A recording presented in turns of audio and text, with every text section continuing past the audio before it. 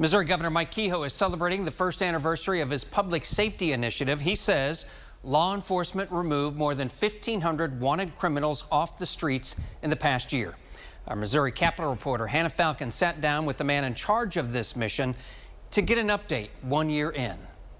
This body camera footage shows Operation Relentless Pursuit officers at work, blowing the door off this residence to bring out a convicted sex offender. This is just one of 1,585 arrests across 81 Missouri counties and 7 other states.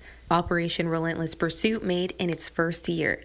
I take pride and satisfaction in the work our people are doing in getting some really bad folks off our streets and out of our communities. Missouri Department of Public Safety Director Mark James oversees Operation Relentless Pursuit. The worst of felonies, so your murders, your assaults, drug trafficking. Mike Switzer arrested in Audrain County for sex crimes against children in Georgia. Charles Armour arrested in Paris, Missouri for murder and illegal weapons charges. Sidney Frederick Wilson V, arrested in Lebanon for the murder of his 21-year-old wife and unborn child. These are the arrests ORP makes every day. The taxpayers are really getting a lot of bang for their buck. Operation Relentless Pursuit was created by an executive order Governor Mike Kehoe signed shortly after swearing into office.